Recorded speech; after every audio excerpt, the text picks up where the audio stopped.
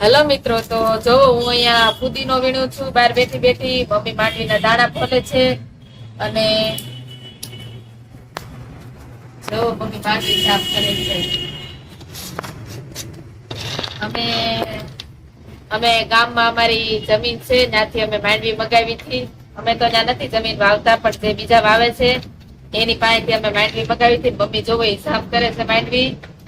અને અત્યારે કેટલા વાગ્યા છે? હવે 6:30 વાગી ગયા છે ને હમણાં 7 વાગે અમારે રસોઈ કરવા ટાણું થઈ જાય. તો આજે અમારે રસોઈમાં બાજરીના રોટલા અને તુરિયાનું શાક કરવાનું છે.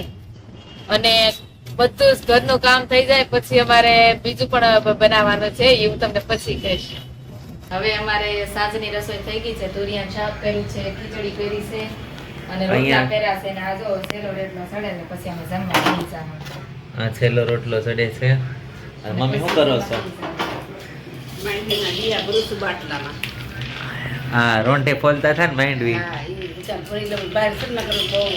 કીડીયું ચડી જાય છે. જો આ કાચની બવણીમાં અમે માંડવી દાણા ભરતા હતા, આ ખાલી છે ને એમાં, પણ એમાં કીડીયું ચડી જાય છે એટલે આ પ્લાસ્ટિકના બાટલામાં ભરીને હવે એને ફ્રીજમાં મૂકવાનું. અને અહીં જો અહીંયા ખીચડી બનાવી છે, આ રોટલા, આ મરચા ને આમાં તુરિયાનું શાક. અને આમાં શું છે? આમાં દૂધ છે. ને આમાં કેરી બોળેલી ગયું. અને આમાં મરચા છે કે મમ્મી? તો આમાં રાઈવાળા મરચા છે ને આમાં દહીં છે કે આમાં છાશ છે. હવે એટલું અમારે જમવા બેસી જવાનું છે. પીળો ડબરો અંબાઈ દસ્તી, એમાં એટલા માંડવી દાણા નાખ્યું. જો એક બાટલો આખો ભરાઈ ગયો. હવે છે ને એને ફ્રીજમાં મૂકશું. અને એટલા દાણા વધ્યા છે. કીડીઓની થોડીક રામાયણ થાય છે અમારે. આ ઉનાળો છે એટલે અમે નીચે રહીએ, પાછું ઉનાળો ને એટલે કીડી આવે. આ જો આ મેડમ બેસી ગયા ફોન ઘુમાડવા. એવું ન થાય કે જાય જમવાનું થઈ ગયું છે તો જમાડ દે, એવું નથી થતું. પણ હજી બધાને નથી જમવું તો હું શું કરું? તોય જમા પરાયણ બેહાડ દેવાના. સારું હાલો, જો અહીંયા હું દેખાઉં છું બધાને. હાય, સારું ચાલો હવે જમીને મળીએ. જો અહીંયા ભગવાનને દૂધ ધર્યું હતું. જો હવે ચાલો જો જમવા બેસી ગયા છીએ. ખીચડી, રોટલો, તુરિયાનું શાક. આ જો બપોરના પૌવા પડ્યા છે એ હું થોડાક ખાઈશ. અને જો મમ્મી, પપ્પા ને દ્રષ્ટિ. ચાલો હવે જમી લઈ, જેમાં પછી એક સિક્રેટ રેસીપી બનાવવાની છે. Stay tune for that. Okay, ચાલો જમી લઈએ. તો હવે અમે જમીને ફ્રી થઈ ગયા છીએ અને અમારે છાશનો મસાલો ખૂટી ગયો છે. તો હવે જો હું છાશનો મસાલો અત્યારે બનાવું છું. જો આ મેં સવારે ફુદીનો, ધાણા એવું બધું સૂકવી દીધું હતું. કાલનું સૂકવી દીધું હતું, તો અત્યારે તો સુકાઈ ગયું છે. અને તો આપણે અડધા ધાણા, જેટલા ધાણા લેશું એટલા જ જીરું પણ લેશું અને આપણે આને શેકી નાખશું. અને આટલા તજ લીધા છે અને આટલા મરી એ પણ સાથે સાથે શેકી નાખી દીધું આપણે. આપણને છે ને આ શેકાઈ જશે ને એટલે આપણે આની સુગંધ આવવા મળશે, ધાણા જીરુંની બધી. પછી તેમાં છે ને ફુદીનો, ધાણા બે મિક્સ કરીને નાખી દેવાનું. હવે આ બધો મસાલો શેકાઈ ગયો છે અને હવે આની અંદર આપણે આ સૂકવેલા ધાણા અને ફુદીનો પણ નાખી દઈશું. એને પણ થોડાક શેકી દેવાના છે. આ ફુદીનો નાખી દીધો છે અને બધું મિક્સ કરી લઈએ છે. અને આ ઉપરથી કાકી આવ્યા છે હેલ્પ કરવા માટે. એક સાહેના મસાલા બનાવવા હાટું અમારે જો આ વસ્તુ અત્યારે બનાવવાનું છે. આ વસ્તુ ને જો અત્યારે કાંઈ વાંધો નહીં મમ્મી, આપણે નવી તવી લઈ લેવું. બસ લેવીશ ને નવી તવી મમ્મી? ક્યારે લેવી છે? સારું હાલો, કાલે તવી લઈ આવશો. ઓકે કાકી, તમારે લેવીશ તવી? સારું હાલો. તો હવે અમે છાશનો મસાલો બધો શેકીને એને ઠંડો પડવા મૂક્યો છે, કારણ કે ઠંડો થઈ જાય પછી જ તે એને પીસવાનો હોય. તો હવે આ બધું ખરી ગયું છે. હવે આને આપણે પીસી નાખશું મિક્સરમાં.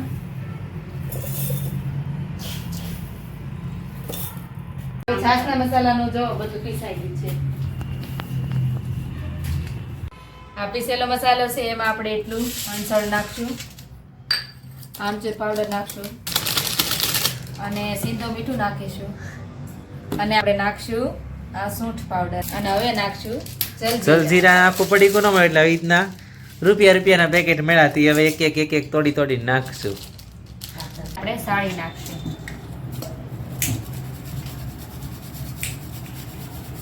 અને મમ્મી જો મમરા સાળે છે કેમ કે અમારે પાણીપુરી ફ્લેવરના મમરા બનાવવાના છે તો હવે હું એની તૈયારી કરું છું. પાણીપુરી ફ્લેવરના મમરા, પાણીપુરી ફ્લેવરના સેવ મમરા બનાવવા છે. તો એમાં આપણે ધાણા, પુદીનો, લીમડો, મરચી અને દાણા એટલું તળી નાખશું તેલમાં અને પછી આને આપણે મિક્સરમાં પીસી નાખશું.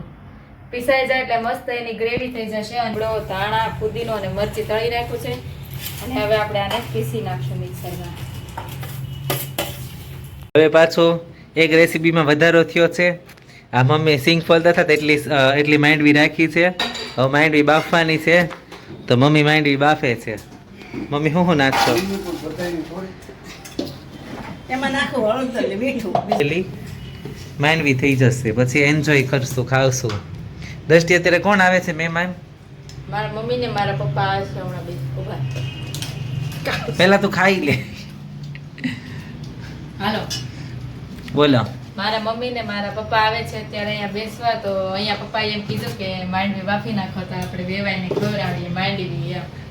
તમારે આવો એટલે મમ્મીએ માંડવી મેકી છે બાફવા. હવે મમ્મી હળદર નાખે છે.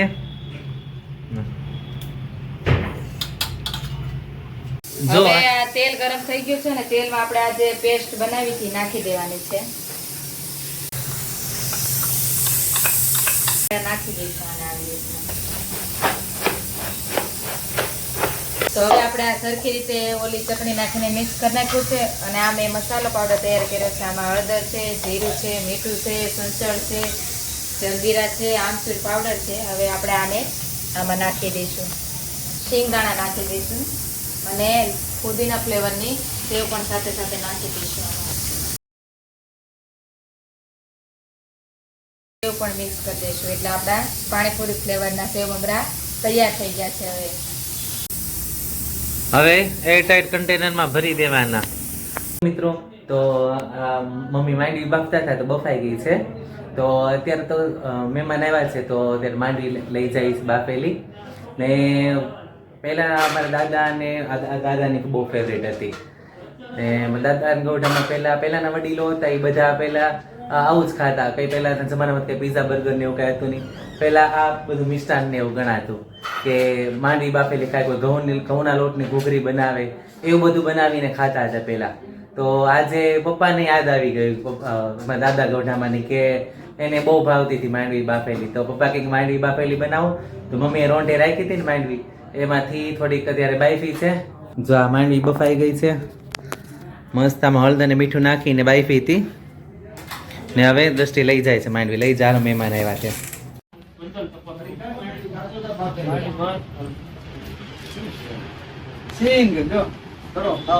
સો મારા હાહુ હાહરા એવા છે બેહવા અને એવા બધા માંડવી ખાઈ છે. આજે બધા બેઠા આજો લેતી આવે માંડવી. જો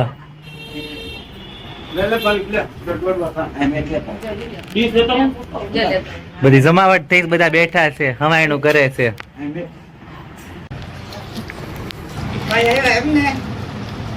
મજા આવી ગઈ. ઘઉંના ટેટમાં હોતે દેતા અને માં કરાવતા કાન બાર જમીન. બધી જો વાતો કરે છે પહેલા બધા આવું બધું બનાવીને ખાતા એ બધી વાતો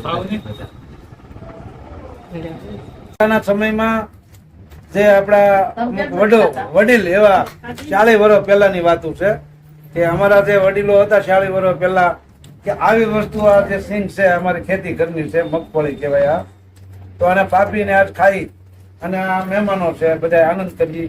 પેલા 40 વર્ષ પહેલા તો જો કાંઈ હતું નહીં, બધી આ જે આઈટમો હતી. પેલા સારું ખાવાથી કોઈના શરીર બધા તંદુરસ્ત રહે છે અને પેલા વડીલ આપણે આવું ખાતા હતા એટલે એના શરીર ટકતા 100 વર્ષ ઈ જીવતા. અત્યારે આપણે હાલતા ઉધરો થાય 2 મહિના ઉધરા હારી થાય નહીં, શરીરમાં શક્કર આવે, પ્રેશર વધે, ડાયાબિટીસ વધે, અનેક રોગો થાય છે. પણ ખાવા પીવામાં સતત જે ધ્યાન રાખશે એના શરીર તંદુરસ્ત રહે. હેલો મિત્રો, તો બધું કમ્પ્લીટ થઈ ગયું છે. મહેમાને ઘરે વયા ગયા ને અમે જો ફ્રી થઈને હવે સુવાનો ટાઈમ થઈ ગયો છે. આજે તો હાવ થાકી ગયા. કા દ્રષ્ટિ? હાવ થાકી ગયા. આજે તો સેવ મમરા બનાવ્યા, પછી છાશનો મસાલો બનાવ્યો ને માંડવી બાફેલી ખાધી. તો મજા આવી ગઈ. અને જો તમને આ બ્લોગ ગમ્યો હોય તો લાઈક કરો, શેર કરો અને અમારી ચેનલને સબસ્ક્રાઈબ કરો. અને હજી બીજા જે બ્લોગ તમને જોવા હોય એ જરૂરથી જણાવજો, તો નેક્સ્ટ બ્લોગમાં એ કરશું. અને બસ બીજું તો કંઈ કહેવાનું નથી. કંઈ કેવું છે દ્રષ્ટિ? Good night. બસ જલ્દીથી અમારી ચેનલને સબસ્ક્રાઈબ કરો અને તમારા ફેમિલી સાથે શેર કરો. સારું, ચાલો, બાય, ગુડ નાઇટ.